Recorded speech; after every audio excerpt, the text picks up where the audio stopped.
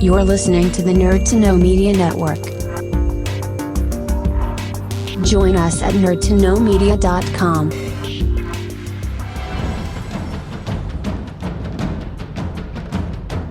Broadcasting from the Blanchardstown Centre, this is Phoenix FM. This is 92.5 Phoenix FM, community radio for Dublin 15.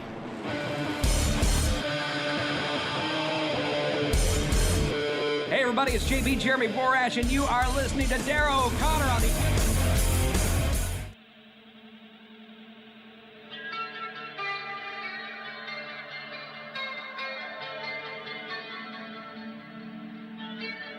Welcome to the Wrestling Rewind, the only wrestling podcast by fans who don't hate wrestling.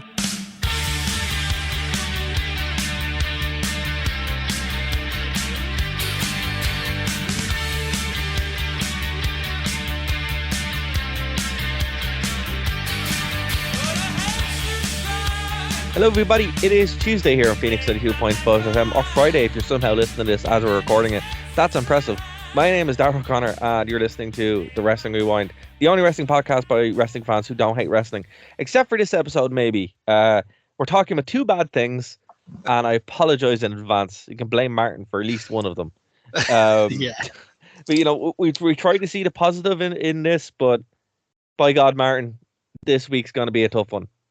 There's some, but yeah, they're few and far between. But listen, even I said when I suggested the In Your House arc, even I said that the first couple of stops are going to be choppy waters. Indeed, and this is one of them. But it's infamous. It's one of the shows that like lives in infamy.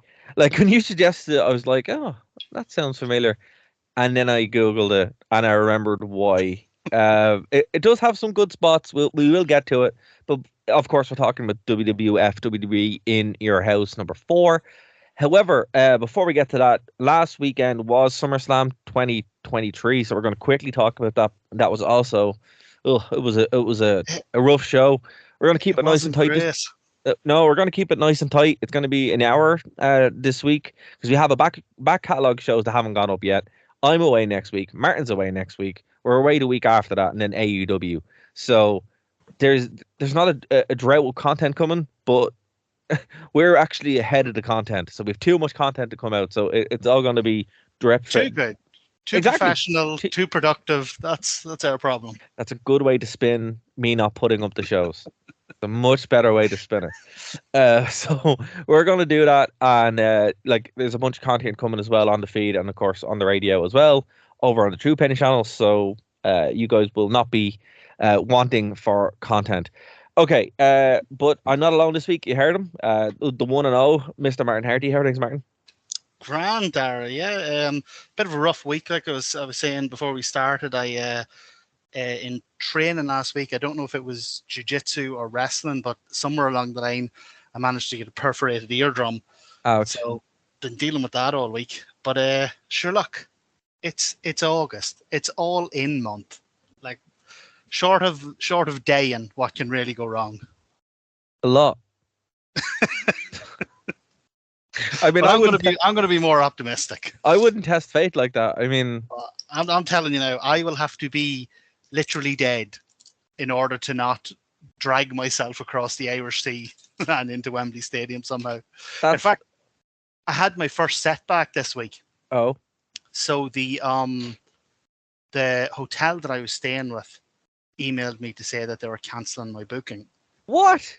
And I contacted them to say why, and they said, "Oh, there's a burst water pipe in your room."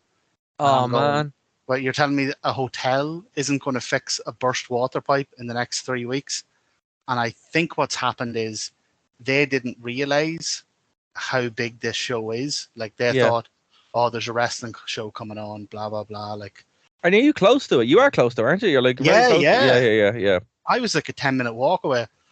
And now that they've realized just how massive this show is, they're kicking out all the people who booked early and got like the normal rates. And now they're doubling the prices, because whenever I booked new accommodation this week, it was twice the price. See, this is Martin's R-Truth gimmick. conspiracy. Yeah. Look, I don't Tell know. me when I'm telling lies. I always, when I go to London, I stay in the same place. I stay all the time. So they haven't emailed me. Everything's still good. You gonna tell us where it is, or are you worried No. about when we're over there? Are you worried about stalkers, about fans, about? That's true. Yeah, no, I'm not going to reveal any of that. The thing about it is like I just wouldn't stay close to major events or venues because it's just, Well, you know. I agree that would have been the sensible thing to do, but one, I don't really know London that well. That is true. That is true. And I know London two- very well. Yeah. And two, Sunday the 27th is going to be a pretty big day for me. And I thought, in terms of safety, Heck I yeah. probably need somewhere that's within stumbling distance. I think you did the right thing, sir. As I said, I just know London really well. And it's grand. That's why I have a place I go to because I just know it. But yeah, no, I think you're right. Like we're gonna be there. It's gonna be gas crack. If anyone is there, we'll probably be the ones with the podcast mics. So come over and say hey. And definitely we will be. You'll know it's us because we'll be the only ones there with podcast mics. Nobody else will be doing this. Yeah, but we'll be drunk as we're doing it. We will. That's the difference. Like obscene. And we'll have our big Mayo for Sam sign with us. Oh yeah, that's how you'll know. That's how you know. I actually need to get on that, because that's 100% going to happen. Okay. Let's start with SummerSlam because I didn't want to watch the show. I know Dave watched the show and he loved it, of course, like 5 stars as Dave does. I was thoroughly sports entertained. He was thoroughly sports entertained, and I mean I can see why. The Logan Paul match is everything he loves in wrestling. The match itself, it was what it was, but that alone was enough to get Dave hooked. Like I just know him. He was all over that. The Cody Rhodes Brock Lesnar match. I didn't watch it because I threw up on my mouth every time I saw Cody Rhodes. The Battle Royale. He's going to turn and he's going to come back as Stardust, and you're going to be his number one fan. Oh, I'm all over it. Even if he's dashing Cody Rhodes, I don't mind. Just, that's not dashing or whatever. It'd be brilliant. Or damage Cody Rhodes or whatever. I'm all over it. Just this white meat babyface thing. Not a fan. I was happy to see LA Knight win the Battle Royale. I mean, I think it's his year. He has to win the title this year. Like it is his to win. And if he doesn't win this year, maybe give him a Royal Rumble win or something like that. It'd be hilarious if he won it instead of Cody. If he took it off Reigns. It'd be brilliant. I mean, come on, the guy won me over in one night. Like at a house show, I became a massive LA Knight fan. I'm like, wow, this is unbelievable. Like you have your top star right there. I want to say something, but I can't swear on the radio. But it's more along the line. It's stronger than Boo Cody Rhodes. It begins with an F and it's a 4-letter word. Martin, don't say it because I have to edit the show again. That's not fun. Flip Cody Rhodes, you flipping flipper. The MMA rules was shockingly disappointed because I mean they're both legit MMA people, and it was probably the worst thing I've seen on WWE television in a while. Holy hell! With that one, what I don't understand is, like, it's SummerSlam. You have the money. Gimmick it up. Put a big, do the fight pit or do the Lions Den. Lions Den or do. Like, what's wrong with a lion? Like, even having a Lions Den match would make sense because that's where it debuted at SummerSlam. It just, I mean, I'll let you get through your thing, but yeah, for me, one of the main issues I had with this whole show was that so much of it didn't make sense, but seemed so easy to solve. But I'll let you go ahead. Yeah, so ridiculous, just thoroughly disappointing. The Gunther Drew McIntyre match was actually very good. Gunther obviously won. I don't think anyone's taken that belt off him for years. And I felt bad for Drew because it looked like he was going to do it. But yeah, The kind of co-main event was up next with Balor and Rollins. Unfortunately, Balor was not successful. The match was actually pretty decent, but I don't know. It was very by the numbers near the end. So Yeah. you know, and then setting up that the feud isn't over because Damian Priest came out and his big head was sitting there looking in at Rollins. So I mean, like, okay, we're gonna have Damian Priest now. This is even worse than what we already had. The women's title match: Asuka and Charlotte Flair and Bianca Belair. I hate this match because I hate Charlotte Flair. Bianca Belair bores me to tears, and Asuka should have won. I She hate did not. so much that they have a talent like Asuka and they only ever consider her to be a transitionary champion. Well, the upside here is that Bianca Belair was a transitional champion, and she lost to Io Sky. So I can't be too mad on this. I was actually very annoyed when Bianca won because I was like, Asuka should have won. But I think Io Sky has a lot of more upside than, even a bit more upside than Asuka because she's a fair bit younger. So I was happy with this. I didn't see this coming. It was actually really cool.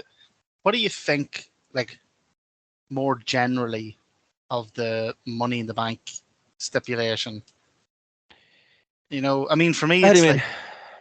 well, like, I mean, I get it, and it's been a big one for them for a long time. Like, it's pretty much become one of their big 5 pay-per-views. But I don't know, it doesn't seem like a great way to build a baby face.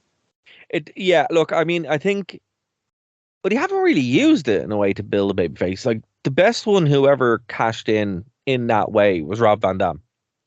Yeah. When he was like, we're doing it at ECW One Night Stand. Yeah, well, okay, so that's good. Yeah, And that was babyface cool. can do like an honorable Yeah, challenge. an honorable cash in. Yeah, But yeah. they haven't done that. And I think Mr. Kennedy wanted to do it as well at WrestleMania. And then obviously he got injured and his career went down the tubes thanks to John Cena. But and Randy Orton. I mean, to be fair, there's 2 of them in it. But poor Mr. Kennedy, he got a bad doing. He really did. But look, I mean, I think because they've set the problem with this is they've set the boundary where it's like, look, you have to cash in. And the only way you can cash in is when someone's beaten. That's the standard. No, there was no one else going, look, no, we're gonna settle this at this time. I want my WrestleMania main event, or I want my moment at this. They haven't established that. So because they haven't established it and they've only established, the whole point of this is they can cash in at any time, that's what they go with. They've walked themselves into a box that doesn't even need to exist. And that's the problem. Yeah, I think it's one I'm conflicted on. Like, I can see the good and the bad of it, but the other thing is as well, with it being like its own pay-per-view and all now, it's sort of just become part of the cycle. And the thing is, it's almost like it's either predictable in that they run down and they win the title, or it's almost like a millstone around your neck, because if you cash in like after someone's had a match and then still don't win, oh my, that's a double. That's a double burial. Well, that's what they did to who was it? Austin Theory, wasn't it? Yeah, they did it to 2 or 3 people. They did it to Sandow as well, and they did it to Cena. Actually, Cena didn't win. I suppose it's different for Cena because he's kind of bulletproof now. I know, but I mean, it's they need to reinvent how they book that, and I think it does go back to the fact that they're like, oh, you don't know when they're going to cash in. Compared to, like, if you want to make a baby face, take anyone, right? Just say LA Knight, right? LA Knight wins, and he goes, look, I'm going to cash in at WrestleMania when the lights are brightest. There we go. Yeah. Or I mean, if, like, to go to Bray Wyatt. Well, look, to go to Bray Wyatt, right? For example, if obviously I know he's ill and we don't know yet, but when you use him as an excuse, right? If he just say he had this spooky concept, right, and he won the Money in the Bank, and he's like, look, I'm gonna cash in, but it's gonna be in my match. at this time. And that way you have this massive concept where it could be some, some stupid match. Yes, Darker's match or something. But think about it. He could debut a new match type at this pay-per-view, and it could be all built around it. WWE don't do that. They're like, oh no, someone could cash in when someone's already beaten. You're like, okay, you need to think bigger because this is getting boring. However, at this point, I'm so glad to see Io Sky come out and win because she's great. So it's one I'm torn on, but I think you're right that it's been, what has it been going, about 15 years now? Money, it's probably due, not gotten rid of, but it's probably due some sort of a revamp. They just need to realize that, cashing in when somebody's beaten is definitely part of it, but booking in a way that's more interesting. But they don't even put it on the line anymore, which is they only have done it once or twice, and it's like, no, you have this great tool that you're just not using. And I think it's because at the end of the day, they like having this thing they can pull out, and that's kind of what they've fallen into. Now, look, that they just need to get out of that. And I mean, in this case, it worked, but if they did it later on in the night or something, I'd be very, very upset. Well, look, I think we're going to have an interesting discussion about the main event. Right, but let's go there. I mean, do you have any before we go to the main event? Yeah. Because we'll probably want to talk about it. Yeah, so I'm going to give you the floor. I kind of ran through my thoughts on all the matches. So did I miss anything, or before we go to the main event? No, and like a lot of what you said, I agree with, and I won't go like match by match or anything like that. I'll just pick out some. Yeah, man, whatever you want to do. Some of the main points I thought that it was. I, like yourself, I did not think this was a good show. Like, verged into bad at times. The Cody match. So there's only two matches I was really looking forward to. Was the Cody Brock match, which I felt really underdelivered for two reasons. One, they're verging dangerously into that Roman Reigns pantomime, walking about the ring, loudly monologuing the plot points. Like Brock kept throwing Cody out of the ring and going, "Stay out, Cody, stay out for your own good, or I will hurt you, Cody, so stay out of the ring for the count of 10. Bugs me so much. And then the finish of it, like, see your hatred of that white meat Cody Rhodes babyface thing. Yes. That's exactly why fans turned on him in AEW. Yeah, he hasn't figured this out yet. He is doing exactly the same thing again. Like, there's no nuance to his character. He's Superman. He can't be hurt. He's incorruptible. He's all good, and he always wins. It's so boring. Yeah, and he hasn't figured this out yet. Yeah, and it's so unbelievable. Yeah, like, and not Vince McMahon. Unbelievable. It's unbelievable as in I do not believe this. Yeah. So I was really disappointed in that match. The Walter Drew match. That maybe I just had my expectations set too high for it, because even when we're watching WWE pay-per-views, like, I'm not the biggest fan, but there's a couple of people you can usually count on for a really good show, and Walter's always one of them. And I don't know. I thought the match was good. Like, if this had been like a match on Raw or whatever, you'd be like, yeah, that was a really good match. I don't know, for how big it was built for SummerSlam and for my own personal expectations of Walter. I don't know. It kind of fell short for me, and it signified an issue I had with the pay-per-view overall. Now, I don't know if maybe people just had an off night, or if this is maybe a ruling that's gone around on the quiet, but nothing on the night seemed to have any impact. Everybody seemed to be really, like, none of the punches were landing with any impact. None of the slams. That's because you are watching the wrong show. You're supposed to be watching TNA Impact. Sorry. But I don't. Is that just like? Was that just me? No, nothing, you're right. I mean, nothing just felt like it had any weight behind it or but any. that's because nothing did. Like, look, you take anything that was happening on that night, and it's the same as any other show. It just like SummerSlam's supposed to be next to WrestleMania, right? But Yeah. now that isn't true because the Saudi Arabia shows now are kind of WrestleMania, right? Or second to WrestleMania, and they are then, quite. like, I think most people would probably even consider the Royal Rumble to be like, the second show. No. What I mean is no. You are right. But what I'm saying is like, there's WrestleMania and SummerSlam was supposed to be WrestleMania in the summer, right? Basically. Yeah.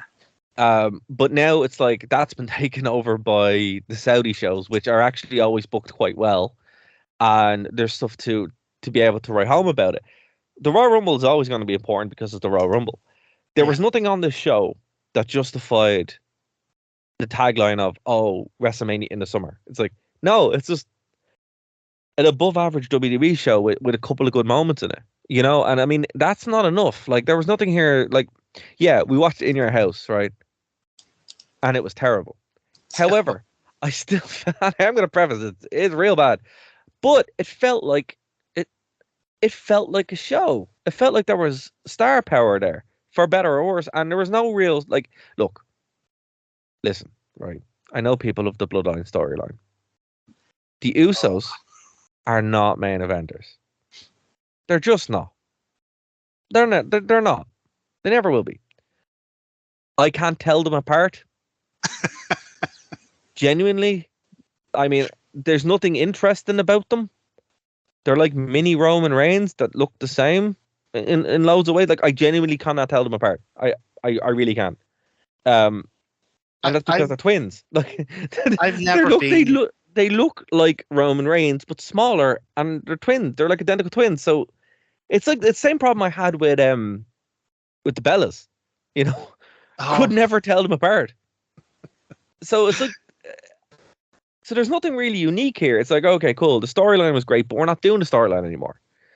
And one, it's like, like it was Jay, wasn't it? It's like, listen, I don't know. See, there you go. That's what I mean. That should not be your reaction to a main event.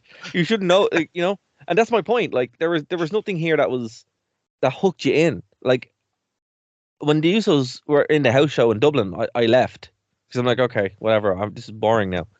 And it's there's not, and the tribal combat thing is like they didn't even really.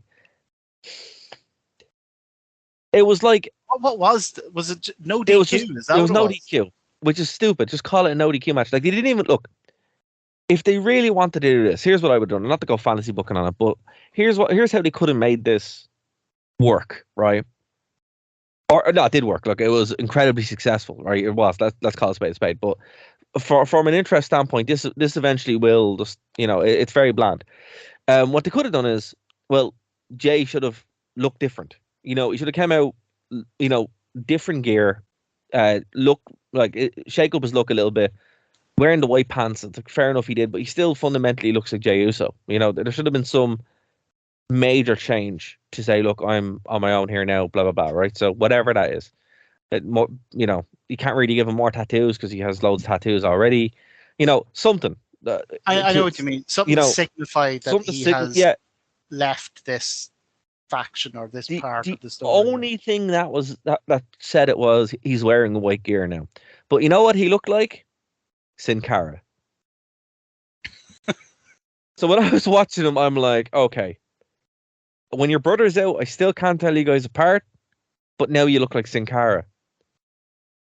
And all I could think about was that's Sin Cara without a mask.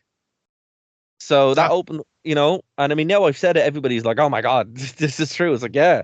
So that's not good. But what they could have done is, right, let's say he had some sort of cool gimmick out, right? That's step one. Step two is, right, actually define what a tribal combat match is. Have weapons around the ring. Have a special weapon. Now, again, some people are like, yeah, but they're not very culturally sensitive. It's true. WWE are really bad at it. But, you have three lads from Samoa, or with Samoan heritage at least. Ask them. lads, what do you use? What isn't insensitive? You know, that's what I would have done. You know, Well, there's two. and then made a there's two thing out of it. aspects. There's two aspects of that. Is because yeah, you could have done that, and it would have made sense. Like you could have had them do something, like you say, that was more paying tribute to a culture rather than taking the mick out of it. Yeah. But the other thing about that is then that would mean that at least it wouldn't have been a no DQ match, in which case, Jay, yeah, It is, yeah. yeah. See, in this which case- is an indictment alone that we don't even know the man's name. We don't know if it's Jay or Jay. You know. But the other thing about that, if they had gone that route and done like tribal combat, made it something really unique, something different, it would have meant that Jay, the babyface, wasn't an idiot who agreed to a no DQ match with a man whose whole reign has been about having other people interfere to make sure he doesn't lose. Yeah, exactly. You know what? And he was involved in it. He was one of the people doing the running in. Yeah, Here's- like you know what would have made sense, right? Again, on that point, because that's a brilliant point. A special cage match. What is tribal combat, right? Again, bring out the lines then. Put some sticks around it. 100%. Yeah, Just something. Anything. So you have a vision. Like you have a visual of this appeared on the show and it was worthwhile. Instead of just bland person came out, had bland match with Roman Reigns. It's like, or all even if you don't want to do a big gimmick, just say, yeah, we'll have tribal combat, and in tribal combat, the title can change hands on a DQ. So now you're not going to have run-ins or that. Now you have to beat them one-on-one. or right. So tribal combat. So it invokes, the bit from Black Panther where they're fighting in the river. So like top of waterfall, wasn't Yeah, it? do that. I mean, do anything. Just literally anything to make it somewhat interesting, because all we got was a boring no DQ match that ended by some lad running in and making sure he won. It's like, listen, buddy, gotta think outside the box here a bit. There's so actually, I don't know if you watched Dark Side of the Ring this week, yeah. which was about. It was about the bass at the beach. Oh, very good. With Vince Russo. It's actually brilliant. It's very good. And I'm just like, watching that, you're like, okay, there's a guy who went too far outside the box, walked past the box, set the box on fire, and then, forgot the box even existed, right? What WWE have done now is they set in the box so firmly that they're not even like, it's like the Plato's allegory of the cave, where they're not even aware there's a world outside it, right? They need to go a little bit, need to at least go to the top of the box, look outside and go, oh yeah, okay, there's some stuff out there. And that's where they need to go. Dimension. Yeah, they need to just expand a little bit, because again, there was nothing on this show that in any way made me want to watch it again, maybe want to watch it the first time, or made me care. Like their big play was Cody Rhodes, and I'm like, guess what? Unless he's walking out dressed as Stardust, I don't care. And he should have been DQ'd. He hit Brock Lesnar fully with the ring steps direct. Like this was WCW levels of the referee. The referee's in on it, 2 feet away and looking at him. Yeah, it's like, oh no, how did the referee miss that? It's like he didn't. He just chose not to say anything. He just didn't care. He just didn't care. He was checking his phone at the time. The other thing with the main event was, look, I've never been a fan of this Bloodline storyline. Sorry, it's Jimmy. The other one is Jimmy. Oh, so that's why it's confusing, because they're both Jay. This is what I'm saying. One of them needs to wear a mask. Or change it. It's Jay and K Uso. Or shave their head. Or anything. Literally anything. Call one of them the Samoan Spike or Spiky or I don't know. I'm not on creative here. Jay and Sheamus Uso. Jay and Sheamus. There you go. That's better. You never mix them up there. You never mix them up. Or like Jay and Paddy. There you go. I think so. I've never been a huge fan of this Bloodline storyline, but like you say, it's been phenomenally successful. There is absolutely no arguing that. It was 4 hours long. Why was this show 4 hours long? I want my money back. Not really though, because the network's actually pretty good value. But still, Far as But- long as too long. So even for people who are into the bloodline thing, right? That's fine. Like, it's just, I personally don't like it. I think it's so heavy on really tedious melodrama done by not very good actors. But I think even now, even people who really love it, I think even they have to now admit that they missed the peak of this thing at WrestleMania. Like, that was when it peaked, and that was when it should have ended. And it has been a long slide now into this SummerSlam match that was, I think, universally considered dreadful. And the reason I can say universally is because normally if a WWE pay-per-view, even if it's only okay, like if it's only just not a disaster, they are all over social media talking about how it was the best thing ever. See, in the week since this happened, it has barely been mentioned. It's just been silence following the show. And I think that more than anything is an indictment, because it means even the, bloodline mega fans, even they can't muster the energy to like pretend this was good. You know what it has? I'm gonna just turn it a little bit. It's like when something bad happens in AEW and nobody talks about it. It's the same. Yeah. It's the same kind of thing. You know what, guys? You know when bad Matt Hardy. Hold on. You know when bad things happen on TNA? You know what we did? We called it out. We said fire Russo. Both of you need to learn from this. You're both awful. Like the meme. AEW mega fans and Bloodline mega fans need to learn from TNA fans. And something is bad, you scream fire Russo. Mega fans in general, like, we just need wrestling fans. And if AEW is your thing, brilliant. And if WWE is your thing, brilliant. And if you like both of them, brilliant. But you should talk about the thing you like, not talk obsessively about the thing you don't like. Yeah, but see, that's how we coped with TNA. That's what made it okay. Where you just be like, but you were doing it among each other. This is true. And fans of the previous show that we did before the rewind will know that a lot of it was. This is why TNA was bad this week. Like before AEW came along, when it was basically just WWE. I mean, you had New Japan and all that. That can be difficult for people to get. Before AEW came along, WWE fans openly admitted to each other, well, oh my God, that was the crap. Oh, can you believe they're doing this? And they'd take the mick out of the shows and they'd slag this and that and everything. And then the minute AEW came along, that all just shut down. And they were like, no, everything the Fed does is amazing now, all the time, forever. And it kind of ruined the crack. Like, oh man, I really can't stand Twitter or X. It's called X now, yeah.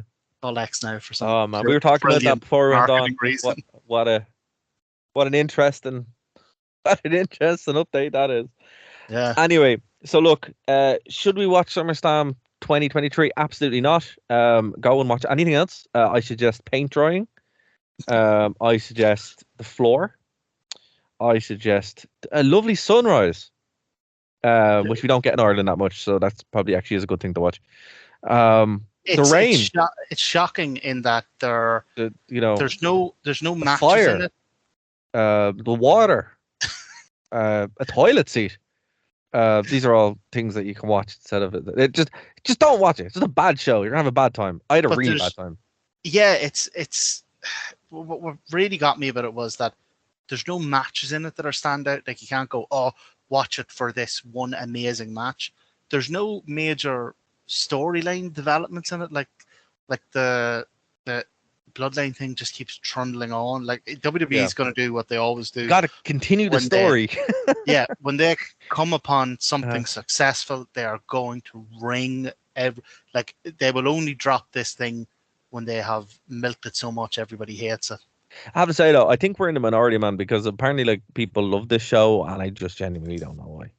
And if you did, look, I mean, great. I haven't seen it on social media. I haven't seen people talking about how this. No, but the review I'm looking at here was exceptionally positive. But what I'm saying is, like, if you're someone who like absolutely loved this show, please let me know. I mean, social media, we're there. The wrestlingrewind.com. You just, all our Yep. social media are linked there. Genuinely let us know. Be like, actually, I disagree. I thought Bianca Belair is the greatest wrestler of our generation, and her loss was devastating. And it made me love wrestling. Cool. Let me know. Or I can tell Jay that Jey Uso is going to be the biggest star ever. And he does not look like Sin Cara. Cool. I mean, Or I I want to know. believe in Cody Rhodes. I believe in Cody Rhodes. I mean, he's not the most boring person in the world, and is Jeff Jarrett. He is not. I mean, he doesn't even bring a guitar out with him. No. So come on, and he doesn't have a roadie.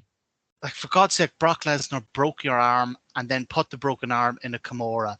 It's not a loser thing to tap out. Like, watch UFC. Amazing, incredible, unbelievably tough men tap out all the time, constantly. Because then you end up a cripple. You're not.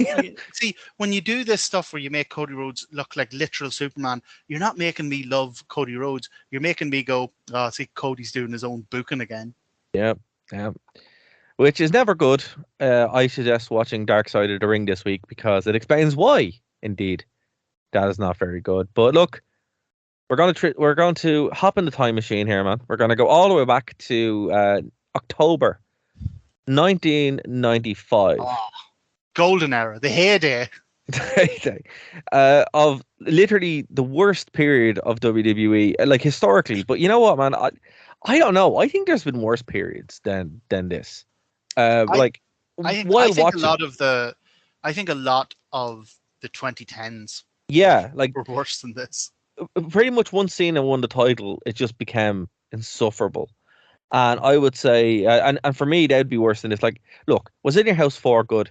No, it was real bad. But I still had a good time watching it. I mean, Diesel was there, the Bulldog was there, Triple H was there. Yeah, it had everything. It just it didn't have everything. Didn't have Jeff Jarrett, and it didn't have the former number one contender who went 1-on-1 with The Rock. And within 3 seconds, could have been the world champion. Just that's it.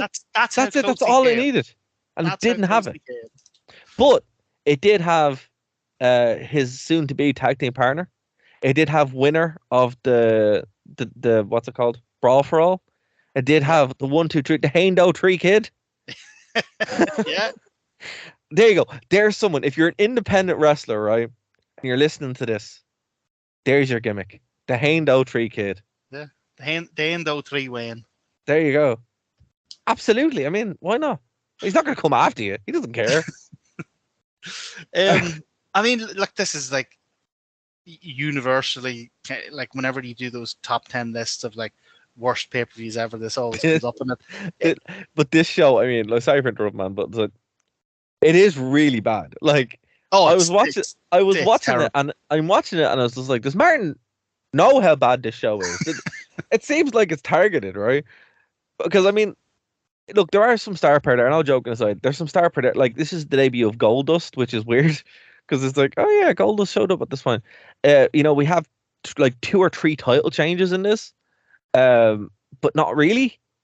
Yeah, the title doesn't change hands, and then so in the one show, the title's given up. The IC belt is given up, and then Dean Douglas loses almost immediately to Razor Ramon. And then we have Diesel losing at the end of the show, but the title doesn't change.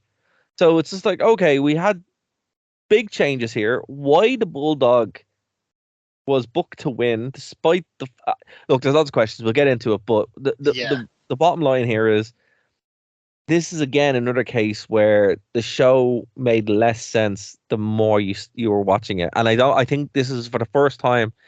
As we were watching it, I think the show itself was less good, even as a whole. But there are some interesting stories around it. So I would say I would like, if you're doing some research on this now. I know, Martin, you're always phenomenal for doing research on this. So I'm gonna yield the floor to you in a second. But some background. This was known as, well, In Your House 4, but it's been retroactively known as the Great White North pay-per-view. So now that's what it's known as, because it was the first pay-per-view of this type in Winnipeg, Manitoba, Canada, which is where is that where Benoit was booked from? No, it was, or Jericho used to be booked from Jericho Winnipeg. was Winnipeg, yeah, Jericho. Yeah. So it's In Your House for the Great White North, and the front of the video features the American flag and the English flag. No mention of Canada, and Bret Hart wasn't wrestling on this show. But it had the largest attendance of any of these shows. Oh, that must have been in-house attendance, like. Yeah. Okay. Because the buy rate wasn't great. The lowest buy. It had one of the lowest buy rates ever. Yeah. So, but that's what's ironic, because the actual the gate was actually really good. Well, I tell you what, for what is a pretty terrible show, the crowd, the fans are actually great the whole way through. I mean, there are some. Everybody has their limits, so there are some matches where they can't muster the energy. But for a lot of it, they keep this alive when other crowds will let it die.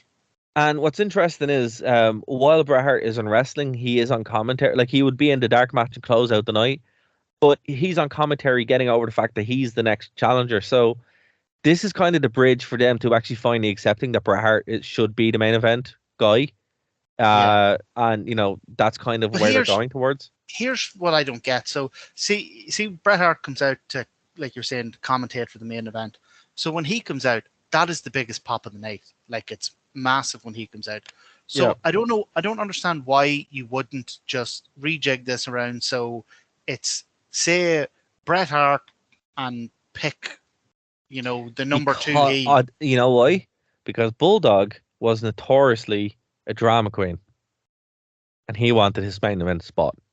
No, don't make it the main event. What I would have done I would have had Bret Hart. I would have had whoever the number two heel is, and I would have said that this match is for Survivor Series. Whoever wins this match goes up against the champion at Survivor Series. So that way you would have had Bret wrestling on the show in front of the Canadian crowd. He did. Big pop. He did. Also, he wrestled Isaac Yankton at the end of the night in the dark match. Yeah, again, the dark. So they put him on last, so they knew that that's what the crowd wanted. I just don't understand it. Because look, how many times have we come on here and been like, look, the dark matches were actually better than what was on the card, which is normally true. This was a stopgap. That's what this was. They had to get over certain things. They had to really push ahead with a lot of angles. The main big thing here was the IC belt situation, the debut of Goldust, and then getting Diesel from here to Survivor Series. That's what this was. So the whole point of this show really was to get from A to B. And you know what? So this show had a very low buy rate. Do you know what it's tied with? Oh, pop quiz. December to Dismember? Yes. That was the only one I could think of that had like a ridiculously low buy rate. It's tied as the lowest ever buy rate in WWE history. But they're both on about 90, yeah. Oh. So I'm not going to bury the lead here.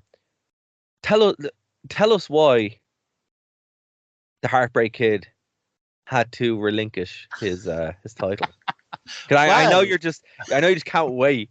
Go on. Well, there's actually conflicting stories about why the Heartbreak Kid had to relinquish his title. So I'm looking at a news report right here. But even that, like, there's been different accounts of what happened. All right, go on. So they had a house show the night before in a different city, and depending on whose version you're willing to listen to, Shawn Michaels, the British Bulldog, I think the 1-2-3 Kid, were out in a bar, and Shawn, you're not going to believe this, got mouthy with someone. It's totally out of character for him. Can you believe that? And depending on whose version you listen to, he was either beaten up by 12 or one person. I think it's probably more likely it was just the one person. So one of the accounts is that he was in a car and he was slobbering or whatever, but he was like out of it on drinking, drugs and whatever else, and that by the time the person came over and dragged him out of the car, he literally just passed out. so he was completely defenseless while they were laying into him. So But- I have a quote. I have a quote here from Dave Meltzer of the Wrestling Observer newsletter. It looks like it was Friday the 13th in Syracuse, New York, and according to the Observer, the police report stated that Michael suffered lacerations of the right eyelid, the right cheek below the eye, 2 black eyes, swelling and blood coming from the ears and the right eye. So they battered him. leathered him. Absolutely battered him. But that makes a lot more sense now because he was passed out. So they were just laid into like him as he was just KO'd. So that's a bit unfair. So basically, yeah, so the report here is, as you said, the slight difference in last week's Observer that the police and the police report were in fact that the police report was largely derived from Waltman. The men who instigated the incident yelled insults at the driver of the car, Donna Jones, and not Michaels. The police report stated that Michaels was in the front seat, but so intoxicated that he had passed out and was actually asleep as he was pulled out of the car and mercifully pummeled and had no chance to defend himself. Oh my God, this is horrible. So there you go. That's directly from the police report. So no wonder he got battered. He was asleep. Yeah, but again, the police report is coming from like the account of. But I mean, how out of it do you have to be? That's why I question it. Do you know what I think happened? I think Michaels is being his usual. We're still on the radio, so I can't I can't fully express what he was being. But he went. Let's say he went full Michaels. He was being a bold boy. That's what he was being. He was being a bold boy, and got into a fight, and didn't know what to do when he said to your man, "All right, drop down, international elbow, jump off the drop kick." And instead of doing that, your man just beat the hell out of him. I think he was slightly confused, you know. But yeah, so that's why he dropped the title. But the story's too funny to not bring up. But look, we're not gonna go into the show too much because we only have a little bit of time left. But on the whole, like, look, Rikishi was there as Fatu with Triple H. The match was passable. And I will say for pay-per-view, it's just kind of nothing, you know. It was kind of nothing. That would have been passable on Raw, you know. But the best match of the night was Smoking Guns defeated the 1-2-3 Kid and Razor Ramon. That was the best night. And fair play to Razor, he double jobbed tonight. So, and he was in 2 title matches. Not only the best match, but actually like afterwards. So Razor basically beats the double guns, but then beats the guns. But then 1-2-3 Kid is jumping up and down, going, "Oh, tag me in so I can get the pin." 1-2-3 Kid comes in, gets the pin, but ends up getting rolled up and losing. And then he throws a fit and like pushes off Razor and attacks the guns and tries to steal the belts. And Razor gets them and gives them back. And I thought there's a really interesting story here with that team breaking up, given the dynamic of Razor being like this huge guy and 1-2-3 Kid being, you know, sort of an uppity, overly exuberant young fella. Yeah. I thought it was pretty interesting. It was a good dynamic. Like, I mean, you know, the standard is small guy, big guy. But like, as we said before, Ramon actually is huge. You know, Scott Hall is a very tall guy. Yeah. So, I mean, that's why it works. It's just not, you know, it requires you to think about it because it's not like, it's like Randy Orton. You think Randy Orton is small? No, he's not. Like, know what this team reminded me a lot of? RK Bro. Oh yeah, actually, very similar to that. Like in that dynamic, because what people might not know is Randy Orton has a weird shaped body. He's a very tall guy, but he's very lanky, and you don't really see it until you see him live. And when he does the RK, you're like, whoa, he's like taking up half the ring, and that's kind of what Razor Ramon was like. So that I think that team was actually really well paired. It's kind of a strange pay-per-view in that it's like sort of widely acknowledged as one of the worst ones ever. But the first match is passable. The second match is good. It kind of lull you into a false sense of security, thinking. Can I just say, right?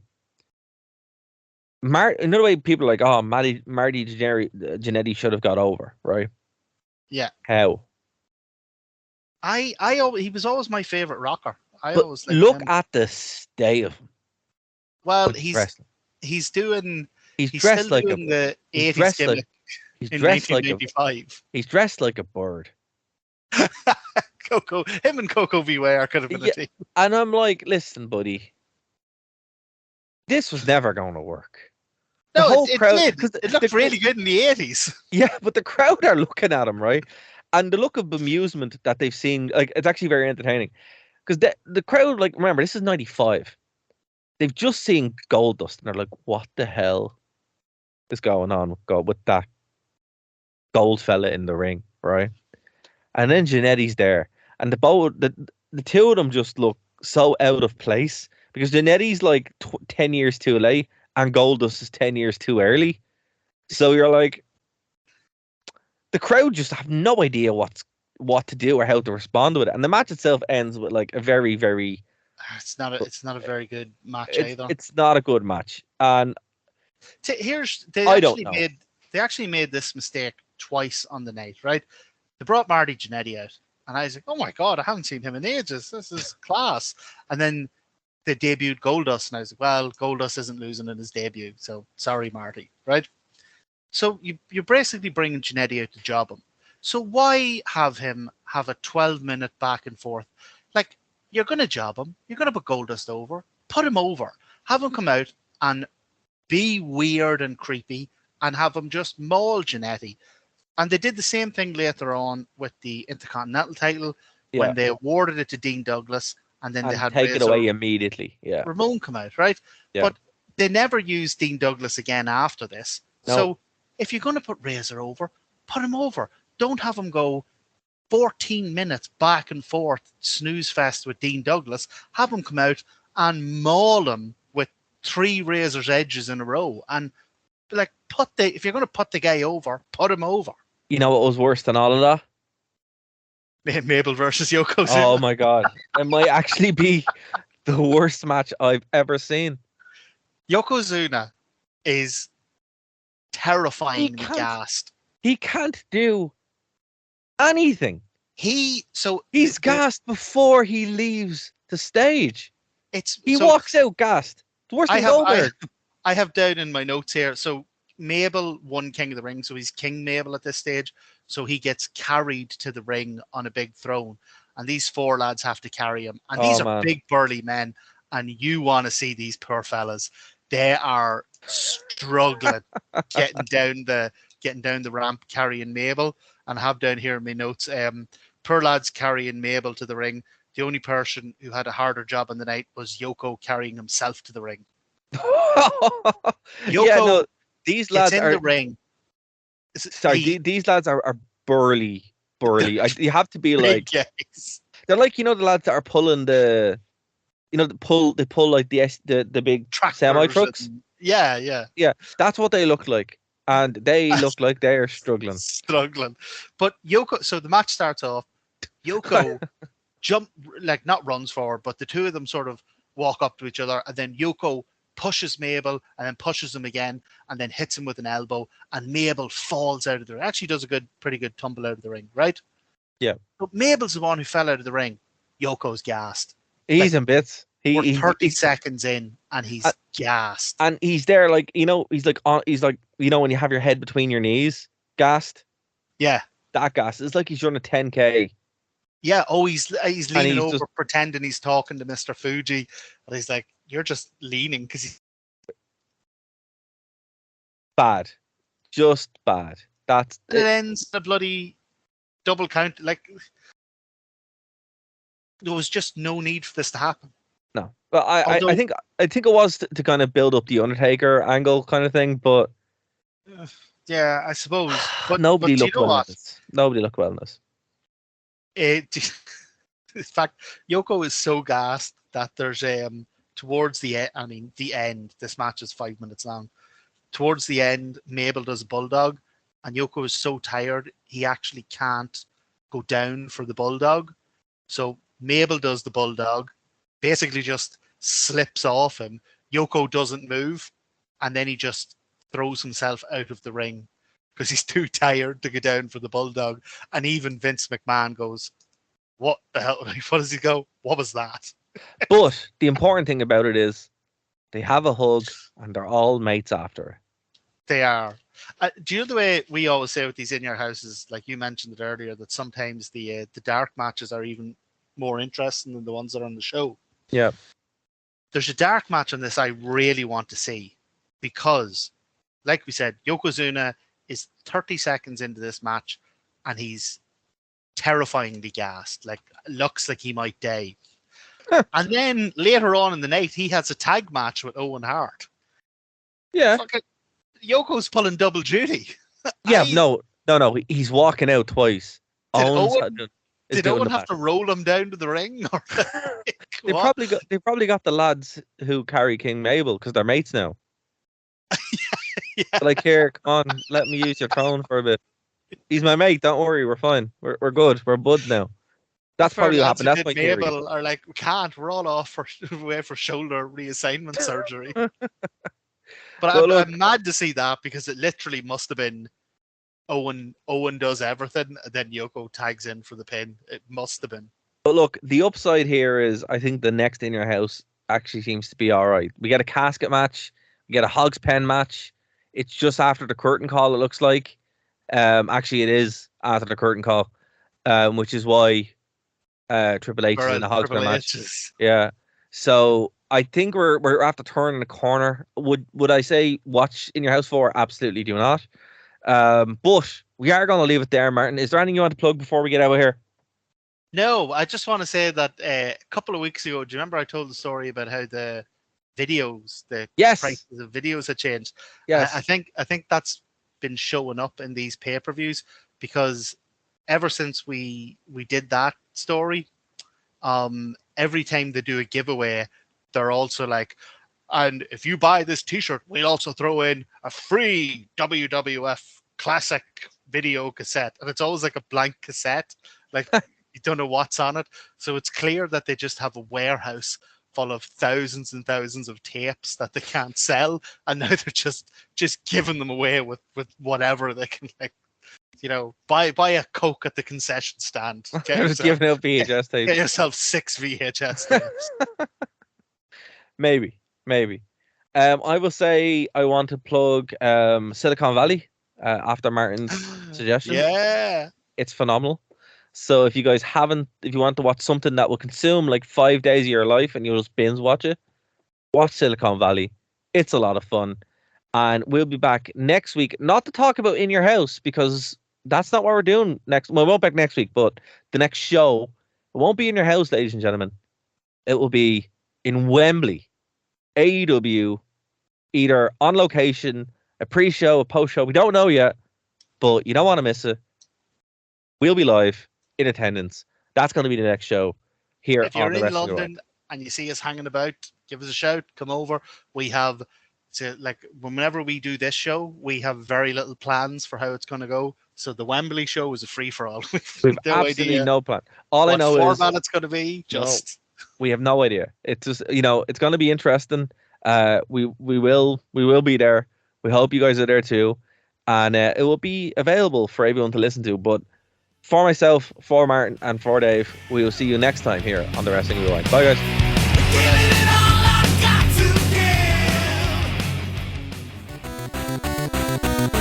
Thank you for listening to a Nerd to Know Media production.